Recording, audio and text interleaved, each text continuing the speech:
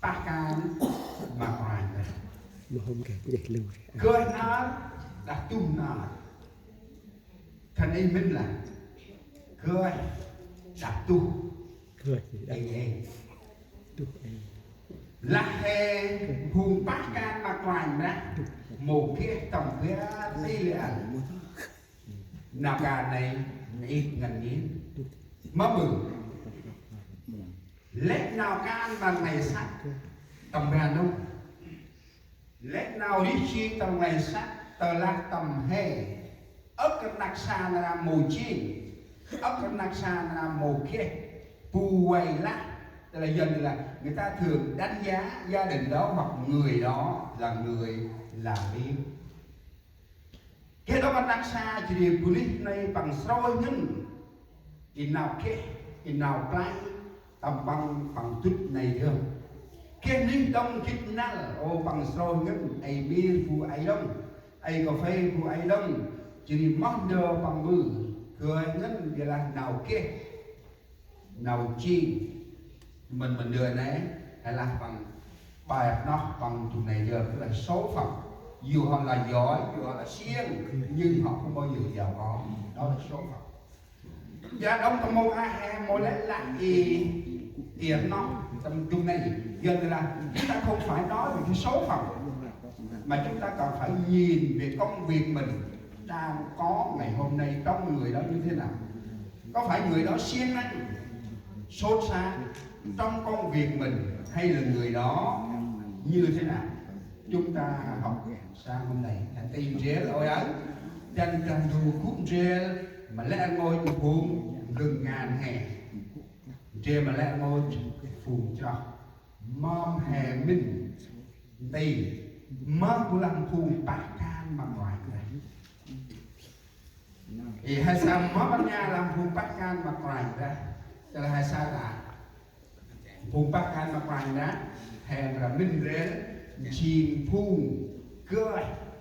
nà giờ ăn hè chim phun cười nà chỉ này phun bằng phun bát can mà ngoài ra người hầu việc chúa kia ấp phun hè là răng la hay cái nòng là răng làm phun bát can mà ngoài ra qua chi hay sao là qua chi tức là cái tên đó là hãnh diện lắm nhưng mà làm như thế nào mới là quan trọng phun bát can mặt ngoài đó phù hải tăng phù ngó phù sai tầm hè quay chứ là món cá này cái mà chiên cái mà fly đi chỉ phải là làm hệ trong phun bát can mặt ngoài tầm đi rác mê tầm can phù mê tầm can câu mê tầm can chùm đám mê tầm can tuần xe chỉ ngoài tâm nghiêm ra hè kia phù này tức là ban điều hành làm nghiêm ra phù này bằng kia nào tầm nào non hay mà ta riêng mò tầm nào dân thì là ban trị sự ban điều hành bằng tầm trâu nghiêm ra phù ba ca phù cơ can nghiêm ra tầm trâu như này chỉ hay sai nào ca này nè tăng phù lá phù mọc cái này chỉ quát ngân giờ là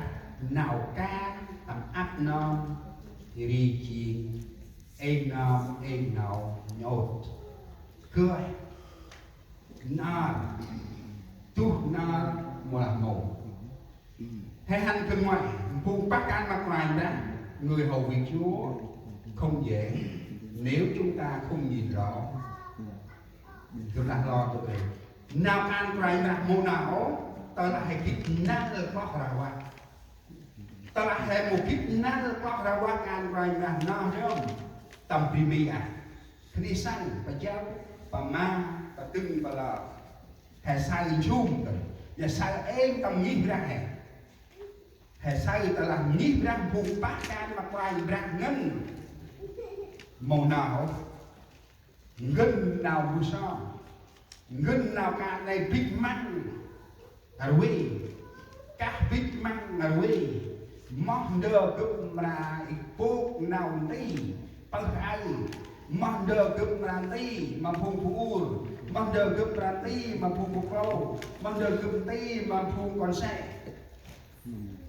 Các Tuhan Tuju đã bàn rằng nào đây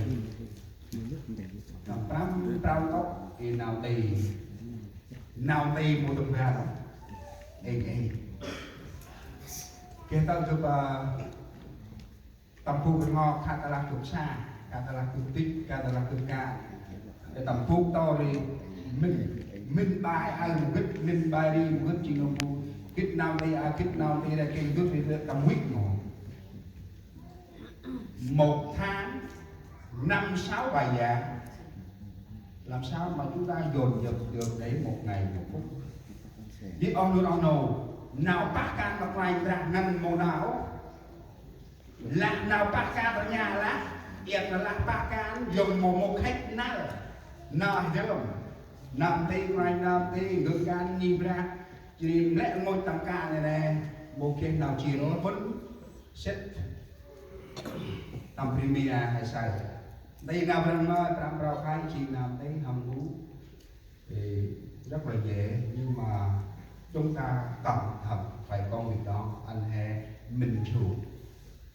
ngoài phun bác ăn mà còn anh đã chiên phúng mau bằng a này chiên phúng rồi tao là khơi nào cầm rưu sinh đọc ra ngoài bằng trên hạt trọc hạt rô của trên bia trọc hạt mù nằm nhốt nào can tuổi lên ăn bằng tuổi lên mù nằm nhốt can tầm can ăn sóc lưu nấm lông mà còn mù nằm chạy quanh ăn cười mà nào chạy quanh mù nằm nhốt can nào yếu ăn sóc lưu nấm mà tình bư này với chị người phụ hai sáng tờ lá tầm phùn bát ca mặt ngoài ra màu cười má bằng tình kia nuôi nằm thì cười rồi lại tờ làm phùn cười ca mặt ngoài ra chỉ màu cười má bằng tình cười thì chạy quanh tầm bô bằng này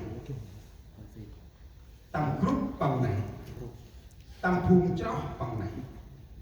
Green Paul gừng nga phùn bác can mà ngoài ra ý tròn to ăn mà hé cười cười hay là bằng cười nhưng một khách phụ đà nal ro mong nào cả bằng bự dưới hay sai phùn bác can mà ngoài ra cười hẳn ngay cười quanh phùn cho cười kít nát và tụ sao ở tụi tình đi bà làm tên kia nào ta tâm linh ra phù thang ta râu này ôi nó có tuôn ôi xuống bút rõ cút ta phù bầu tắt bùi chì mì mà bùi chì mì á tầm cao bùi chì là hả nào tắt ta đang xa bùi sẵn này anh ý nó bà trình rất là áp tắt cực sao ở tụi tình đi quay ở ngày tắt tu na thì còn một cái bằng tại nghiệp ra mà ông nào ba một sao nó mệt nhẹ rồi vậy kiểu sao đặt sao ba một cái đi một sao anh một cái mấy ra qua đó nay chiều hay là bằng y hay là bây giờ là thiếu trong chúng ta là người trách nhiệm do đó trong hè nó mong quay nó chuyện jadi hena anu no phùng hàng cứ cát mặt rành phùng bát can mặt rành đã chìm phùng khơi nó mà cá bắn bự màu chín rồi đào mà cá này tờ lắc rành ra cháo ăn hẹp ngay ăn hẹp mất là ô hay là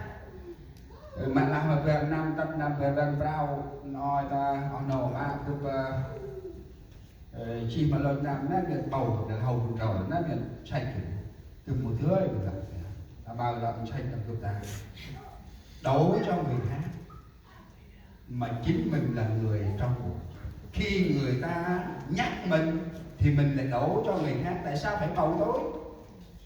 chọn tôi trong cái thành phần này tôi đã nói rồi, hoặc là như thế nào đó, đó là lý do để bình đời sống, tức là sự yếu đuối của bản thân. Nay chừng nào hay là có đông, nào dối đau, nào một ít tầm he, nào tuôn tầm he. Một cái anh nói nấu ta là hệ kiếp chìm vùng bác can mà quay ra, mrù ngoay ăn hệ cơ. Bao mà hôm kia nào hay cả từ Việt Nam hành áp chế, hệ cũng đã nghĩ ra bao nhiêu được. Là khi nào tắt tà bòn này, hết một là ôi ta ấy chạy bằng áo một là phòng đi. Thu ra nó thì con nói nó chàng treo mà mừng treo đấy, chàng phê là ta tập năng xa bằng kia nào ngọt, kia giác long, tù long, gấp, thì tụi em hai sát, lại bài treo, kia con ta đi tập nói treo bằng năng xa. Nên chỉ cần nhảy bia bà hay mốt bự hay cái nông là kia nào tắt tầm mà nạc xa đất thôi tầm group nấy cực xa thì là tầm nạc xa bên sân mà ông nào hay gần đang đủ cụ trêu gần rành đang bồi lên gần nạc xa dù kia đâu chứ đó là cái sự quan tâm. Hãy quan tâm nhau vùng gừng can hẹp quá giờ này lý do tâm nằm rồi cực xa do mà nào mồ cơn đó tầm vùng gừng can hè vùng cho tu vùng cho chót nói đây mù phù sao ôm vùng in gừng can nhìn ra gừng can phù ra gừng can chìm đắng gừng can phù uốn gừng can phù cầu trong mà trai cái đây thì đi chỉ nằm đây hả và nằm đây mục sư không có thăm viếng, mục sư không có hỏi thăm, tôi một mình cũng chạy hết sức. Nếu được đó, thì cả bánh xe cùng nhau chạy thì việc đó sẽ thành công. Ta là tu lâm mật đấy. Tôi sai cho phải liên hành đây là được qua lại vài grand đi. Để qua hay gì mộ mãi cũng qua. Là riêng mình cho tình khuôn cao thì pre là còn cắt thì pre với nắp rồi lại tình quan ở chừng in đẹp quá thì pre với môn thì bằng thô lên là bằng cắt em hôm cho tua in đẹp cái nó không có tua thì nó hút thơm chứ giờ lại chừng này bằng là cắt chi đập này nà thâm ba nông càng quay mãi cái tóc nông phu là nam đi qua những cái soi ngân phu ít chứng cái tí bây giờ mà này nông phu là màu choạc dù chúng ta hy vọng muốn đi xa bao nhiêu cũng thất bại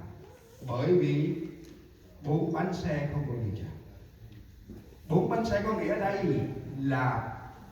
người hầu việc Chúa tất cả 3 ngành ở trong hội thánh cần phải biết mình là ai trong đó. Anh hãy kích vu hay chi tầm trâu như này tí đóng cướp trên vùng vòi lẽ tí đóng trên vùng cướp trên vùng chắc oanh mắt ra nhé tầm nghìn trăm đô áo là ta là hai một kích na là hè vùng gương gan hè ta vẫn lúc bước sang đông hè quay mùa đẹp nhảy thì cũng phải coi nữa một ngày ở tầm lệ nào cả một ngày ở tầm lệ nào mùi cả một ngày ở tầm lệ nào phép ồ một ngày ở tầm nào chưa cần mọt không cho nào đây hãy nhắc tại là quanh ra là tầm vùng thì quanh ra trao tầm pan đi ra hay pram đi hay pia đi hay tu đi itu này sắp ta là bôn coi nè tất quanh bằng đất mong quanh bằng là ông mòn này ông mòn cười ha trong là ông mòn lao